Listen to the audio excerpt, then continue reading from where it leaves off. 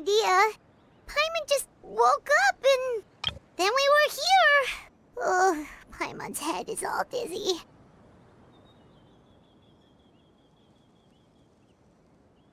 The scenery here looks different, too. Oh, what should we do, Traveler? Please don't tell Paimon someone abducted us and brought us to some strange place that we could never leave. You're right. Better to think of this as the begin...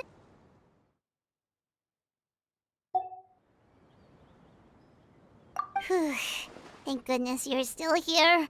If Paimon woke up alone, she probably would be trembling in a tree hollow.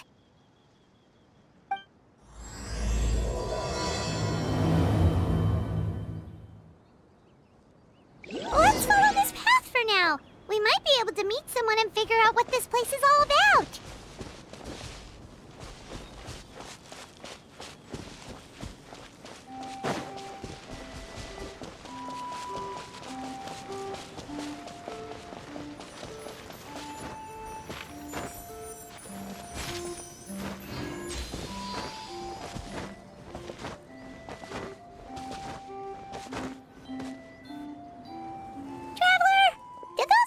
The road looked weird to you. It almost looked like they were made of paper. And those two frogs over there? Yeah, they look like pieces of origami.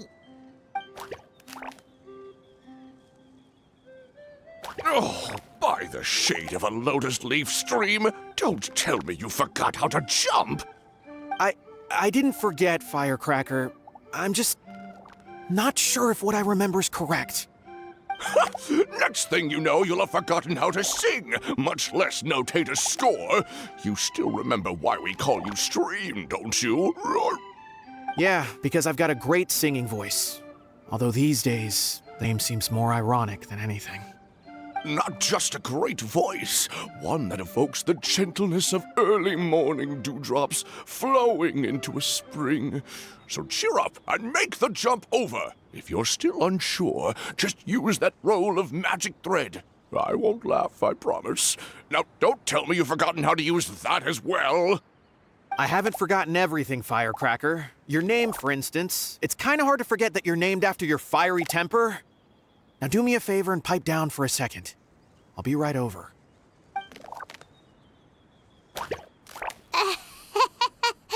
You saw that too, right? Paimon's not seeing things, is she?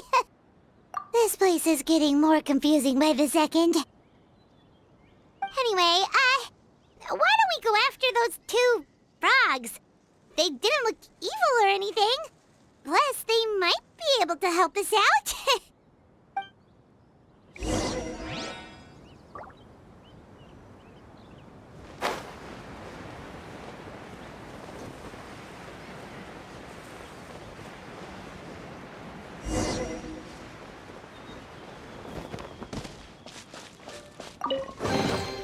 A reward on the road.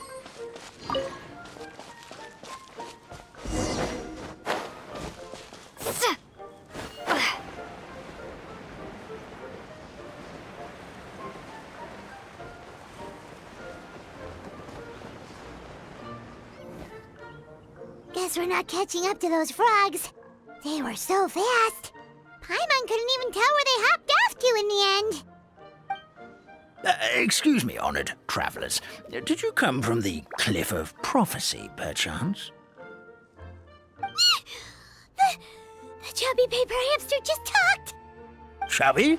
Who are you calling chubby? I've just got a slightly thicker layer of paper on me, that's all.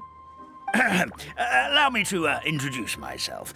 My name is Almond, and I'm an elder of the Forest of Blessings. I've been waiting here for the hero of prophecy to arrive. Traveler, could you pinch Paimon just to make sure she's not still dreaming? Pinching, you say? Well, I can help with that. Although you'll have to get a little closer. My arms are rather short. That's all right. We just need a minute to collect ourselves. Okay, let's think things through. We know for sure this isn't the world we're familiar with. The talking paper animals and all the paper trees and plants make that pretty clear. The hero from another world, supported by their companions, shall restore peace to the world. That is what the prophecy says. Dearie me, I completely forgot to introduce you to this world, didn't I? And here I am, getting all excited by the arrival of the hero. You'll have to excuse me. This old brain isn't what it once was, all shell and no nut. Oh well, perhaps my once glossy paper has faded past the point of no return. It's okay, really. You can just tell us all about this world now. Let me think. Where should I even begin? Pretty much forgotten everything that happened in the past. Right. I believe the story circulating along the pulp of this forest goes as follows. A long, long time ago, 3 goddesses created this world and named it Simulanka. The goddess of creation, who presides over matter and magic, created the mountains and rivers and gave us life. Her powers also paved the way for Simulanka to exist in numerous worlds. After the goddess of creation came the goddess of prophecy, with dominion over the stars and the course of fate itself. She induced the sky to spin and the earth to move. Even to this day, her statue still stands tall at the highest point of Constellation Metropole. The final goddess was the goddess of fate, she who reigns over all treasured tales and dearest wishes. She bestowed upon us the fierce and everlasting feelings of love and hate, and showed us the meaning of death and hope. Whoa, they all seem super impressive. Sounds like they really did a lot. Of course, all new residents of Simulanka come to the forest to thank the goddess of creation for founding this world, and travel to Constellation Metropole to witness the divinations of the goddess of prophecy's numerous oracles. After that, they make their way to the end of the world and tell the goddess of fate about their most cherished dreams. Well, at least that's how it used to be. How it used to be? Did something bad happen? Oh, yeah. That has to do with the hero you're waiting for, right? Yes, this old brain of mine may have forgotten many things, but I will never forget the day the evil dragon descended upon our forest.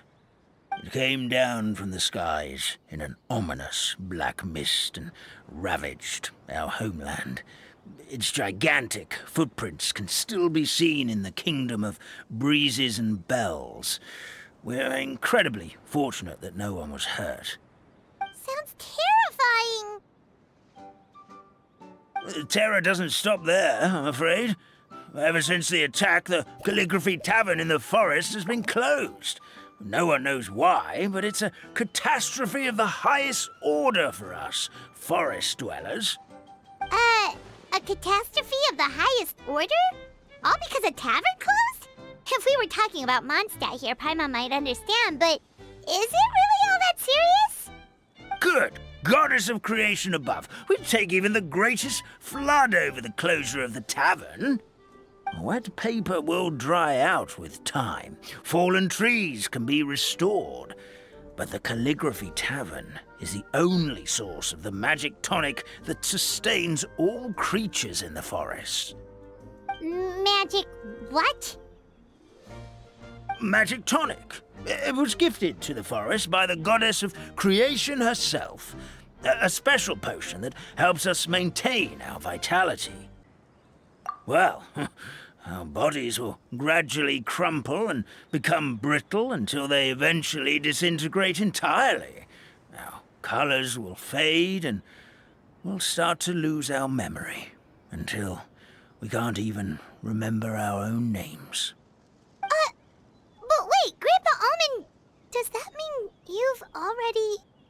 Oh, I'm afraid so. The color has all but completely faded from my paper. To be honest, all I really remember is that I'm supposed to wait here for the hero of prophecy. But I've already forgotten who gave me that order to begin with. Then we've got to act fast! How can we help? Oh, brave Pixie. May the goddess of fate reward you and your friend for your kindness. Could it be you're the heroes I've been waiting for all along? Not sure how we know that. Plus, we can't even remember how we got here, so it's not looking too promising. Well, this is turning out to be quite the conundrum for old Almond Brain here. The prophecy never mentioned anything like that. For now, why don't you come with me to the Hut of Blessings? Our forest fairy lives there. Maybe she'll know what to do. Whoa, a forest fairy? Like one that knows magic? Oh, you betcha. She's prophesized to join the hero on their journey. Well, then she sounds like exactly the kind of person we need. Please lead the way, Grandpa Almond.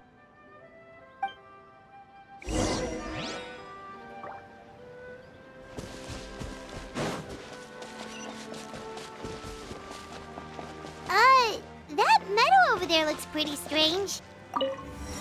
That's what the Calligraphy Tavern looks like. Now it's lost all of its color. This is the place. If you could just wait a moment, the fairy should be... Traveler! Paimon! Paimon knows that voice. It's really you! I'm so happy to see you! Sorry. So Nilu is the forest fairy? Well, you certainly look the part. Thank you. To be honest, I'm still getting used to it. It's the weirdest thing. I remember I was reading a book at the Grand Bazaar, and then I guess I must have fallen asleep at some point because, well, then I woke up dressed like this. And in my dream, someone spoke to me. They said, "You are the fairy of the Forest of Blessings. Now go, save the forest with your magic." At first, I thought this whole world was just part of the dream, but no matter how hard I tried, I couldn't seem to wake up. I couldn't find anyone I knew from the real world either. Sounds similar to what happened with us. We also have no idea how we got here. Anyway, sorry for my reaction back there. I got a bit too excited when I saw you two. It's okay, we totally understand. We were looking for a way out, too. At least we know we're not alone. Oh, blessed be the goddess of fate above. You're already friends with the fairy of the forest. Grandpa Almond, thank you so much for bringing my friends here. Could you let the others know I'm coming? I'll head over right away. Of course, leave it to me. Hey-ho, pistachio.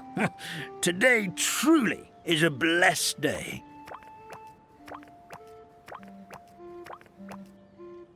Wow, Nilu. Looks like you made short work of getting to know the locals. Well, when I arrived here yesterday, Grandpa Almond told me all about the state of this world. Since they think of me as their forest fairy, I just felt like I had to try to help them. Oh, so you mean like using some kind of forest magic to repair the tavern? Unfortunately, I don't know how to use the magic of this world. I've tried using my vision, but it doesn't seem to work here. If the books stored in this hut are anything to go by, this seems to be the place where the goddess of creation first made the townspeople of this forest. She folded the pages of books into small origami animals, gave them life with her magic, and with time, that's how the Forest of Blessings took shape. Maybe one of the books here could teach us how to use magic. I read them all, but only found one reference to magic. The incantation, abracadabra, means to create what I say. This is a world made up of words, where fantastical powers can be wielded by all. Okay, Okay, so basically everyone in this world can use magic? That's nice, but still kind of vague. Yeah, from the other books I read, it seems like this goddess really likes to play fast and loose with the details. So, what should we do now? Didn't you say you were going somewhere, Nilu? Oh, yes. I was going to help some of the other residents of the forest. They've been busy making preparations to reopen the tavern, so I thought I could help out. Got it! Guess we should just focus on what we can do for now. This whole thing is making me pretty nervous, actually. It's like I've been pushed on stage without being taught the choreography. Since I'm already wearing the costume, though, I might as well try to play the part. It's what a professional dancer would do. And who knows? Maybe I'll find my own magic along the way. All I can do is try, right? At least you're optimistic. Thank you. Then let's go. Look, the forest fairy is here, and she brought her companions. Grandpa Almond was right. They do look promising. Hello there, everyone. I heard you were working on the piping for the calligraphy tavern. Is there anything we can do to help? Oh, we wouldn't dream of troubling you with our petty problems, my lady. Don't you worry. We have it all under control. You sure about that? Because from where Paimon's floating, the piping is looking pretty chaotic. Yes. We have my careless friend to thank for that. He promised we could leave the pipe connecting to him, and, well, the results speak for themselves. Hey, I just wanted to inspect each pipe. This is the network the magic tonic has to flow through. I was just trying to be thorough, so I disassembled the whole thing. Yeah, and now you've forgotten how to put the thing back together. Have you been eating too many nuts again? 'Cause you are what you eat. Please don't fight. I know everyone wants the tavern to reopen as soon as possible so that the forest can return to normal. So, why don't you let us help out? Yeah, we're here anyway, so we might as well be helpful. We just need to reassemble these pipes, right? Well, if you're offering... Basically, the pipes need to be connected properly to allow the magic tonic to flow through. If you put the wrong pipe in the wrong place, the tonic will get stuck halfway. Attention to detail is key. Says the guy who messed up the whole thing in the first place.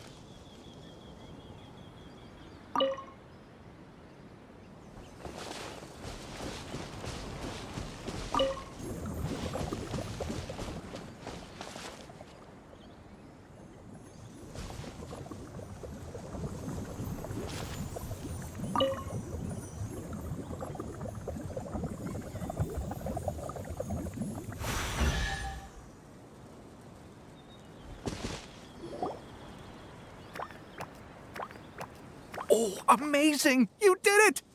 Now the tonic will flow into everyone's cups without getting stuck, right? Oh, gotta say though, Paimon is starting to get pretty curious about this magic tonic. Could she have a teeny tiny sip?